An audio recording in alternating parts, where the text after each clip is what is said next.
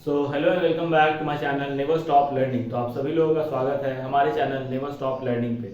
तो आज के जो वीडियो है उसमें हम डिस्कस करने वाले हैं करियर काउंसलिंग के बारे में। तो बेसिकली करियर काउंसलिंग से कहने का मतलब क्या है इस चीज़ का कि अभी जो बच्चे क्लास 12 में हैं, जो क्लास 12 का एग्जाम चल रहा है आपका, ऑलरेडी बोर्ड्स का पेपर चल रहा है। ऑलमोस्ट बहुत सारे स्टेट बोर्ड्स के तो पेपर बहुत सारे बोर्ड के हो चुके हैं। जैसे बिहार का अगर बात करें तो उसका पेपर हो चुका है, यूपी बोर्ड का भी पेपर ऑलमोस्ट खत्म हो चुका है, सीबीएसई बोर्ड का पेपर चल रहा है और अभी ये मार्च तक पूरा चलेगा। ठीक है, 2 अप्रैल को लास्ट पेपर है आप लोगों का। उसके बाद जब बोर्ड्स पेपर खत्म हो जाएंगे, फिर उसके बाद आफ्टर 12th जो भी जिस स्ट्रीम को अभी फॉलो कर रहे हैं, सपोज कोई साइंस वाले बच्चे होंगे, कोई कॉमर्स वाले बच्चे होंगे, कोई आर्ट्स वाले बच्चे होंगे, तो आफ्टर 12th उनको क्या करना चाहिए, कौन कौन सा स्कोप है उनके लिए, किस सब्जेक्ट से वो ग्रेजुएशन कर सकते हैं, कहाँ जॉब की अपॉर्चुनिटीज़ है और कौन कौन सा सब्जेक्ट लेकर के वो आगे पढ़ सकते हैं। बारी बारी से इन सारे चीज़ों को मैं डील करूंगा यहाँ पे। ठीक है, तो स्टार्ट करते हैं। सबसे पहले जानते हैं कॉमर्स सेक्शन से स्टार्ट करते हैं। ठीक है, तो जो भी लोग इंटर में, जिसको कि हम लोग +1 +2 कहते हैं और नॉर्मल स्टेट लैंग्वेज में हम लोग इंटरमीडिएट बोलते हैं, तो इंटरमीडिएट में जो भी लोग कॉमर्स ऑप्शन लिए हुए हैं तो उनके लिए ग्रेजुएशन में क्या क्या ऑप्शन है, कौन कौन से कोर्सेज उनके ऑप्शन में हैं, सबसे पहले हम लोग उस पर डिस्कस करते हैं। तो चलिए स्टार्ट करते हैं वीडियो को स्टार्ट करने से पहले जो भी लोग चैनल पे फर्स्ट टाइम आ रहे हैं, चैनल को जरूर सब्सक्राइब कर दीजिएगा। जो लोग चैनल पे ऑलरेडी जुड़े हुए हैं वो लाइक करना, कमेंट करना और शेयर करना बिल्कुल भी नहीं भूलिएगा। और आपका सपोर्ट हमेशा देते रहिए आप जिस प्रकार दे रहे हैं। चलिए स्टार्ट करते हैं वीडियो को। तो चलिए स्टार्ट करते हैं हम लोग करियर काउंसलिंग में कॉमर्स सेक्शन से। और कॉमर्स सेक्शन में जो भी स्टूडेंट पढ़ रहे हैं, जो एग्जाम दे रहे हैं, तो अब कॉमर्स में आगे क्या क्या कर सकते हैं आप। तो सबसे पहले हमने यहाँ पे बोर्ड पे कुछ करियर ऑप्शंस लिखे हैं, तो उसको सबसे पहले हम लोग एक एक करके जानते हैं। बेसिकली यहाँ पे प्रोफेशनल कोर्स को ज़्यादा मतलब यहाँ पे तवज्जो दिया गया है। तो कौन कौन से कोर्स में आप जा सकते हैं। सबसे पहला सिंपल सा जो आप लोग सब लोग जानते होंगे कि आफ्टर आईकॉम कोई भी आदमी का पहला जो होता है वो क्या होता है, बीकॉम। पहले जमाने में ये काफी प्रचलित कोर्स था बीकॉम। ठीक है, सबसे पहले लोग आईकॉम करते थे, that is intermediate of commerce. फिर उसके बाद क्या होता था, बैचलर ऑफ कॉमर्स। ठीक है, तो अब जो है इसके अलावा बहुत सारे ऑप्शंस खुल गए हैं। ठीक है, उसके बाद क्या है, बीबीए है, बैचलर ऑफ बिजनेस एप्लीकेशंस। ठीक है, बैचलर ऑफ इकोनॉमिक्स कर सकते हैं, इकोनॉमिक्स को सब्जेक्ट लेकर के आप उसमें बैचलर डिग्री को कर सकते हैं। ठीक है, BCA bachelor of computer applications कर सकते हैं। उसके बाद सीए एंड सीएस। सीए मतलब चार्टर अकाउंटेंसी। इसके लिए आपको प्रिपरेशन करना पड़ेगा, फाउंडेशन क्लियर करना पड़ेगा, देन सो ऑन इसके स्टेप्स होते हैं। सेम फॉर कंपनी सेक्रेटरीट, थोड़ा सा बोलने में तकलीफ है इसको, बट ये बहुत ही ज़्यादा ऊंचा पोस्ट होता है, तो इसको भी आप कर सकते हो। ठीक है, ये सब जो है आफ्टर इंटरमीडिएट के बाद आप कर सकते हो। उसका कुछ और है, बैचलर ऑफ स्टैटिस्टिक्स। जैसे आप देखते होंगे आजकल जो स्टैटिस्टिक्स वगैरह जो है उसका बहुत ज़्यादा यूज़ है। कहीं भी किसी भी क्षेत्र में, किसी भी फील्ड में आप देखो तो स्टैटिस्टिक्स मतलब डेटा का बहुत ज़्यादा आजकल यूज़ हो रहा है। हर चीज़ डेटा पर डिपेंडेंट है। आप क्रिकेट का फील्ड देख लो, वहाँ पे भी सारा स्टैट्स वगैरह बना हुआ रहता है। आप रन रेट देखते हो, स्टैट्स में शो किया जाता है। किसी भी प्लेयर का इकोनॉमिक वगैरह सारा चीज़ स्टैट्स से आप दिखा सकते हो। किसी भी देश की ग्रोथ रेट हो सकता है, पॉपुलेशन रेट हो सकता है, बहुत सारा चीज़ है जिसको आप स्टैट्स में दिखाते हो। इसीलिए आज के डेट में इसका बहुत ही ज़्यादा इंपॉर्टेंस है, बैचलर ऑफ स्टैटिस्टिक्स। उसके बाद फिर आगे बढ़ते हैं। अब बैचलर ऑफ कॉमर्स में ही क्या होता है, बीकॉम में आप बीकॉम किससे कर सकते हो, ट्रैवल एंड टूरिज्म से कर सकते हो। ये भी बहुत ज़्यादा आजकल चल रहा है, ट्रैवल एंड टूरिज्म। ठीक है, ये आजकल बहुत ही ज़्यादा प्रोफेशनल और हाईली अक्लेम्ड क्या है कोर्स है, तो आप यहाँ भी जा सकते हो। Bachelor of management and study. Management and study जैसे आप किसी भी चीज़ को आप मैनेज करते हो, कोई फंक्शन ऑर्गेनाइज करते हो, तो ये सब चीज़ वहाँ पे जरूरत है। और ये भी कॉमर्स वाले स्टूडेंट जिनको इंटरेस्ट हो मैनेजिंग करने में, कोई भी चीज़, कोई भी फंक्शन या कोई भी चीज़ को आप मैनेजिंग करना अच्छे से आप जानते हो, आपका इंटरेस्ट है वहाँ पे, तो आप इसको भी ऑप्ट कर सकते हो। ठीक है, उसके बाद आजकल जो बहुत ज़्यादा डिमांडिंग है वो है मास मीडिया कम्युनिकेशन। चाहे बच्चे साइंस के हो, कॉमर्स के हो, आर्ट्स के हो, अगर आपका स्पीकिंग स्किल्स बहुत अच्छा है तो आप इसमें जरूर जा सकते हो। आप में क्वेश्चन आंसरिंग करने की एबिलिटी बहुत अच्छी है अगर आपकी, तो आप इसमें जरूर ट्राई कर सकते हो, that is mass media communications. ठीक है, बीए एलएलबी, अगर आपको लॉ फील्ड में जाना है तो आप जरूर इस फील्ड को ट्राई कर सकते हैं। इसमें आप तीनों कोर्सेज के साथ ट्राई कर सकते हैं, whether you are in science और कॉमर्स और आर्ट्स। ठीक है, ह्यूमैनिटी ग्राउंड में भी। डिप्लोमा इन एलिमेंट्री एजुकेशन भी आप कर सकते हो, डीईएलडी जिसको बोलते हैं। ये डिप्लोमा कोर्स है but under graduate he course रहेगा, बट ये भी आप कर सकते हो। ठीक है, आईकॉम के बाद आइए तो आगे बढ़ते हैं। Bachelors of graphic design. Graphic design का कोर्स आप आराम से कर सकते हो, ऐसा जरूरी नहीं है कि इसके लिए आपको कुछ और करना होगा। फैशन टेक्नोलॉजी, जो स्पेशली गर्ल्स हैं, बॉयज भी कर सकते हैं, ऐसा नहीं कि इसमें कोई डिस्क्रिमिनेशन है, बट गर्ल्स के लिए भी बेस्ट ऑप्शन है ये फैशन टेक्नोलॉजी। IIFT का एग्जाम होता है, अगर आपको पता हो तो, IIFT है ना, तो इसका अगर आप एग्जाम क्लियर कर लेते हो तो आप फैशन टेक्नोलॉजी को भी चूज कर सकते हो as a career option. Hotel management, ये भी बहुत चलता है। आप अगर होटल मैनेजमेंट का कोर्स करते हो और वहाँ से फिर आप किसी 5 स्टार होटल में सिलेक्ट हो जाते हो, आपका प्लेसमेंट हो जाता है, तो आप अच्छे देश विदेश घूमने का मौका इस जॉब में काफ़ी ज़्यादा है, और इस जॉब में भी काफ़ी ज़्यादा देश विदेश घूम सकते हो, ठीक है ना। मास मीडिया कम्युनिकेशन में भाई अगर एक बार अच्छा खासा मीडिया वाला बन गए तो फिर तो मजे ही हैं आपके। मर्चेंट नेवी में क्या है कि अब आप इसमें भी कोर्स कर सकते हो, इसका अलग से कोर्स करना होता है। ये बेसिकली 10th के बाद भी किया जा सकता है, 12th के बाद भी किया जा सकता है, ग्रेजुएशन के बाद भी किया जा सकता है, तो इट डिपेंड्स ऑन यू कि आपको कैसा कोर्स करना है। तो मर्चेंट नेवी भी आप ऑप्ट कर सकते हो, ठीक है। बैचलर ऑफ एग्रीकल्चर, अगेन ये एग्रीकल्चर पहले उतना ज़्यादा फेमस नहीं हुआ करता था, बट आजकल ये बहुत ही ज़्यादा चल रहा है। और ये बैचलर ऑफ एग्रीकल्चर जो है, इसमें बेसिकली पहले साइंस वाले ज़्यादा प्रेफरेंस देते थे, बट आजकल क्या है, इसमें सारे लोग प्रेफरेंस दे रहे हैं। साइंस वाले स्ट्रीम के बच्चे भी देते हैं, कॉमर्स वाले बच्चे भी देते हैं, और आर्ट्स वाले बच्चे भी इसमें दे रहे हैं। तो मैंने यहाँ पे आपको 15 कोर्सेज सजेस्ट किए हैं, जो कि लोग सिर्फ बोलते हैं कॉमर्स में लेने के बाद फिर ज़्यादा स्कोप नहीं है, बट आप देखो यहाँ पे मैंने सिर्फ अपने नॉलेज के हिसाब से 15 कोर्सेज आपको मैं बता रहा हूँ, बट आप बिलीव करो 15 के बदले 30 कोर्सेज और हो सकते हैं, बट यहाँ पे जो मेन मुख्य 15 कोर्सेज है मैं इसको यहाँ पे बता रहा हूँ। अब इस सब में एडमिशन लेने के लिए आपको क्या करना होगा, सबसे पहले CUET का एग्जाम दीजिए। जिस भी कोर्स को आपको करना है उसमें जो पेपर्स जरूरी है, रिक्वायरमेंट है जिस पेपर का, उस पेपर को सिलेक्ट करिए और उसके हिसाब से यूनिवर्सिटी को फाइनलाइज करिए, और फिर उसके हिसाब से प्रिपरेशन करके उस पर्टिकुलर यूनिवर्सिटी में आप एडमिशन लीजिए, और फिर ये कोर्सेज जो भी आपको अच्छा लगे आप कर सकते हैं। तो चलिए अब बढ़ते हैं हम लोग ह्यूमैनिटी वाले के बच्चे की तरफ। तो चलिए देखते हैं अब आर्ट्स वाले बच्चे, जिनको हम लोग ह्यूमैनिटीज बोलते हैं। तो जो भी बच्चे इंटरमीडिएट में ह्यूमैनिटीज सब्जेक्ट को लेकर के पढ़ते हैं, उनके लिए क्या क्या ऑप्शंस है, उनके लिए बहुत ही सारा ऑप्शंस है। और जो भी लोग गवर्नमेंट प्रिपरेशन करना चाहते हैं, SSC, UPSC, BPSC, JPSC, जितना भी रेलवेज एंड ऑल, जितना भी ये चीज़ का प्रिपरेशन है ना, वो सबसे ज़्यादा एडवांटेज इनको ही रहता है, आर्ट्स वाले बच्चों को, ठीक है। तो आर्ट्स वाले बच्चे कभी भी अपने आप को अंडर एस्टिमेट तो बिल्कुल भी नहीं करिए, क्योंकि भाई आप हैं तो सब कुछ, गवर्नमेंट जॉब का कोई भी अगर प्रिपरेशन करता है तो उसको जरूर आर्ट्स में स्ट्रांग होना जरूरी है, ठीक है। तो चलिए हम लोग स्टार्ट करते हैं कि after IE that is intermediate of arts के बाद आपको क्या क्या करना चाहिए या फिर आप क्या क्या कर सकते हैं, ठीक है। सबसे पहले बैचलर डिग्री। बैचलर डिग्री कहने का मतलब आप किसी भी सब्जेक्ट में, बहुत सारे सब्जेक्ट हैं, Hindi, English, history, civics, geography, psychology, sociology, political science, दुनिया भर का सब्जेक्ट है। मैंने यहाँ पे 3 ही सब्जेक्ट लिखा है मुख्य रूप से, हिस्ट्री, सिविक्स, ज्योग्राफी, उसका हिंदी है, इंग्लिश है, उसका सोशियोलॉजी है, पॉलिटिकल साइंस है, इकोनॉमिक्स नहीं है, इकोनॉमिक्स भी आप ले सकते हो बाय द वे, ठीक है।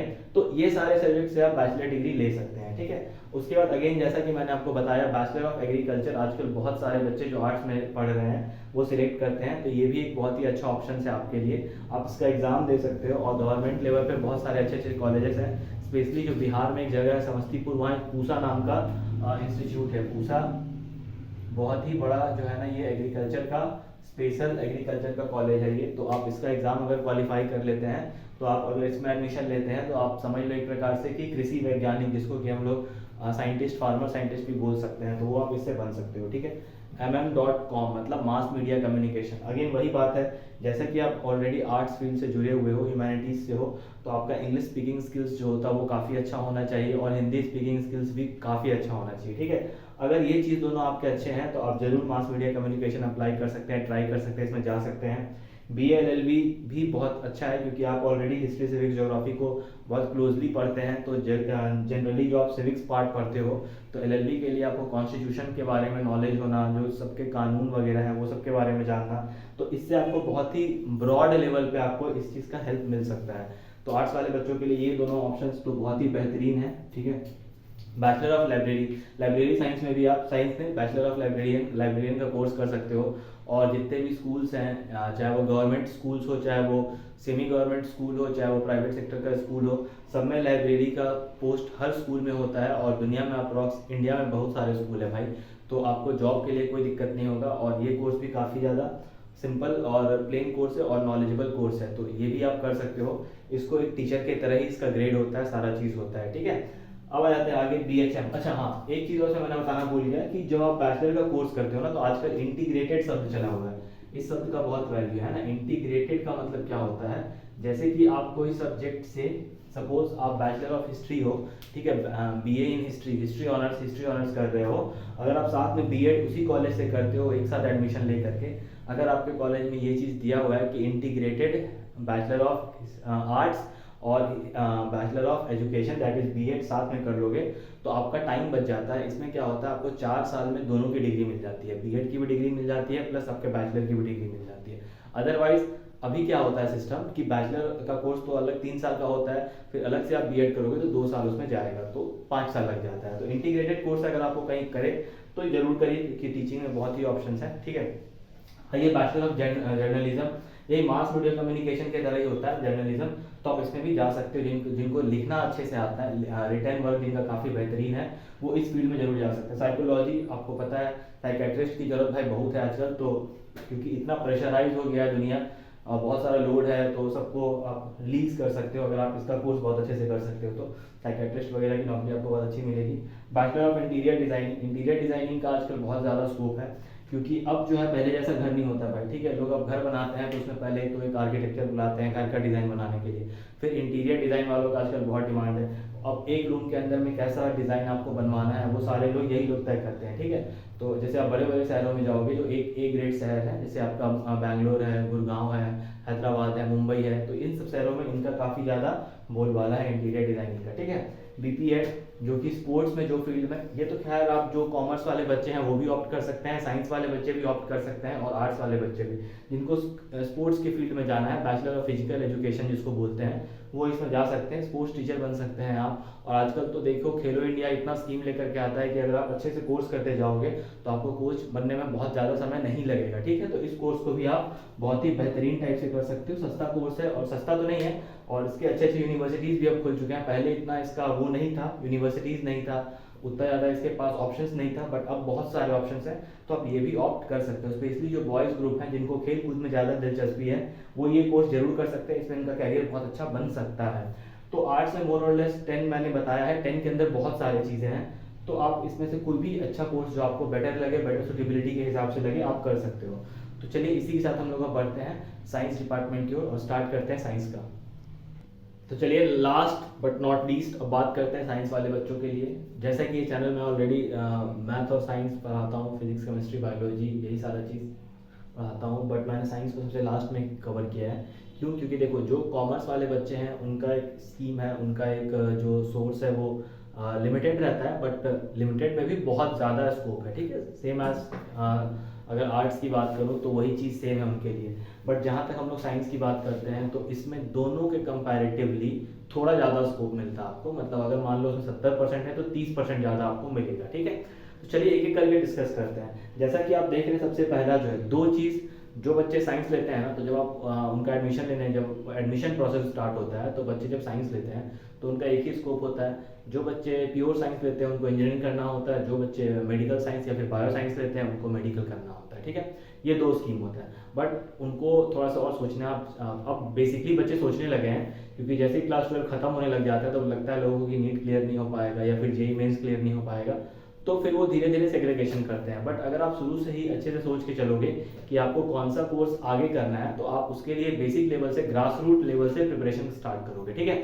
तो चलिए स्टार्ट करते हैं। तो सबसे पहले तो आप जेई क्लियर कर सकते हैं, जेई आईआईटी जेई जो होता है, जेई करिए, मेंस करिए, एडवांस करिए, तो आप बीटेक में एडमिशन ले सकते हैं, that is IITs and NIT, फिर ट्रिपल आईटी है, फिर प्राइवेट कॉलेजेस हैं, तो वो सारा चीज़ है।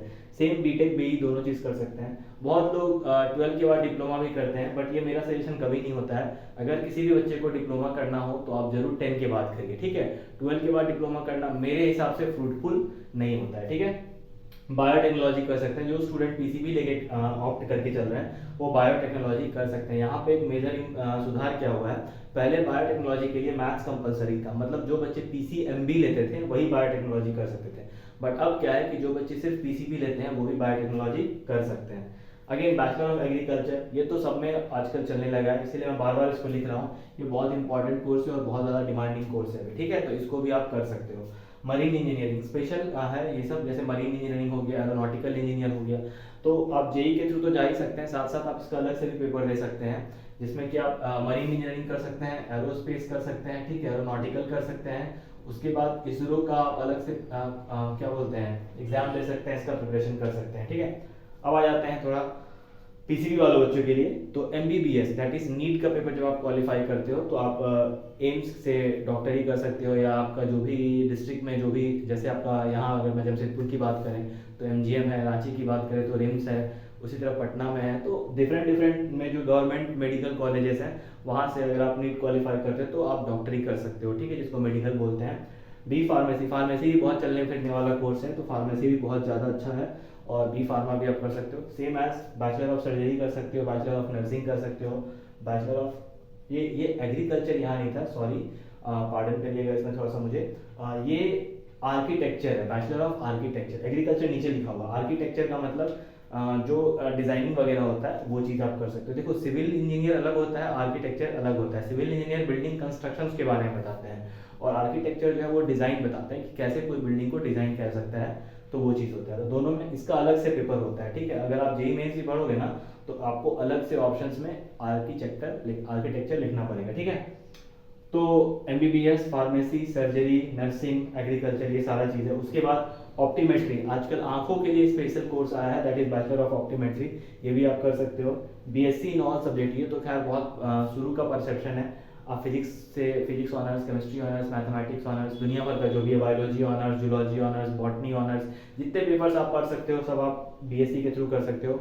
यहाँ भी वो इंटीग्रेटेड वाला फंडा आप यूज़ कर सकते हो, साथ में बीएड, ठीक है। तो इससे क्या होगा कि आपका बीएड का डिग्री भी हो जाएगा, और आपके पर्टिकुलर सब्जेक्ट में आपके ग्रेजुएशन भी कंप्लीट हो जाएंगे, जिससे आपका क्या हो जाएगा कि 1 साल बचेगा, दैट इज जो भी आपका बीएससी प्लस बीएड अगर आप इंटीग्रेटेड साथ में करते हो तो वो 4 साल में ही खत्म हो जाएगा, ठीक है। Mass media communication is one of the most important course, जिसको मैंने आपको तीनों फ्रेम में बताया है, कॉमर्स के लिए भी बताया है, साइंस वालों के लिए भी है, और ह्यूमैनिटीज वालों के लिए है। बैचलर ऑफ इम्यूनोलॉजी, ये एक नया कोर्स है, नया नहीं है, बहुत पुराना है, बट बहुत पुराना भी नहीं है, बट ये बहुत कम लोग जानते हैं। तो इम्यूनोलॉजी एक अलग कोर्स होता है, इसको आप कर सकते हो बढ़िया से। माइक्रोबायोलॉजी भी आप कर सकते हो।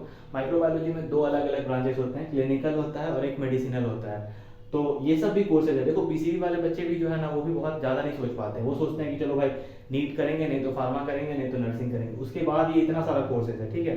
तो बहुत सारी चीज़ें हैं इसमें। एक बैचलर ऑफ फिजियो भी आप कर सकते हो, जो फिजियो होते हैं, फिजियोथेरेपी वगैरह जो देते हैं, उसका भी एक अलग से कोर्स आता है, तो वो बैचलर ऑफ फिजियोथेरेपी भी आप कर सकते हो, ठीक है। बैचलर ऑफ डेटा साइंस, ये बहुत चलने वाला है, ठीक है। बैचलर ऑफ डेटा साइंस दोनों जगह वही लिखा गया है, bachelor of data science. Data science आजकल ऐसा है ना भाई, जब से एआई आया है तब से डेटा साइंस का डिमांड बहुत ज़्यादा बढ़ गया है, तो ये भी आप कर सकते हो। ग्राफिक डिजाइनिंग ये सब तो आप कर ही सकते हो, तो डेटा साइंस के लिए भी आप ध्यान से जा सकते हो। उसके बाद थोड़ा और समझ लेते हैं, बीबीए कर सकते हैं आप, बीसीए बिल्कुल कर सकते हैं आप, होटल मैनेजमेंट कर सकते हैं, बैचलर ऑफ बीए एलएलबी आप कर सकते हो। उसके बाद and all that is discussed in humanities. Humanities part में अगर सिर्फ उसका कोर सब्जेक्ट को छोड़ दिया जाए तो जो भी हम लोगों ने डिस्कस किया है, तो मोर और लेस आप सारे कोर्स कर सकते हो, ठीक है। तो इतने सारे कोर्सेज साइंस वाले बच्चों के लिए अवेलेबल है। तो आई होप कि मैंने जो भी आपको तीनों सब्जेक्ट के लिए बताया है, दैट इज कॉमर्स, आर्ट्स या फिर ह्यूमैनिटीज और साइंस, आपको कुछ ना कुछ तो आइडिया जरूर लगा होगा। बस एक चीज़ और ये कहना चाहूँगा कि कोई भी कोर्स आपको करना है उसके लिए अभी जो है, देखो इंजीनियरिंग और मेडिकल को छोड़ दिया जाए तो अगर आप सीयूईटी का एग्जाम अच्छे से प्रिपेयर करते हो, जिसका फॉर्म भी आ चुका है मार्केट में, और उस पर मैंने वीडियो भी बनाया हुआ है जिसका मैं लिंक डिस्क्रिप्शन बॉक्स में डाल दूंगा, तो आप उसको जरूर एक बार देख लीजिएगा। तो जो भी कोर्सेज आपको करना है उसके लिए आपको सीयूईटी का एग्जाम देना जरूरी है, तब आपको अपने मन चाहे कॉलेज में एडमिशन मिल सकता है। तो आप पहले तो ये देख लो कि आपको इसमें से कौन सा कोर्स करना है, उस कोर्स के लिए सबसे बेस्ट कॉलेज कौन सा है, उस कॉलेज में एडमिशन लेने का प्रोसेस क्या है, क्राइटेरिया क्या है, कौन से एग्जाम वहाँ क्वालिफाई करने पड़ते हैं, उस एग्जाम का थोड़ा प्रिपरेशन कर लीजिए, क्योंकि आपका जो भी एग्जाम होगा वो मई या जून में होगा, ठीक है। तो उस हिसाब से आप पढ़िए लिखिए और उसके बाद इस कोर्सेज को ध्यान से करिए। तो अगले वीडियो में हम लोग फिर मिलेंगे, तब तक के लिए ऑल द बेस्ट। और इस वीडियो को अगर अच्छा लगा हो तो जरूर सबको शेयर करिएगा और लाइक जरूर कर दीजिएगा, साथ में कमेंट जरूर कर दीजिएगा। जय हिंद।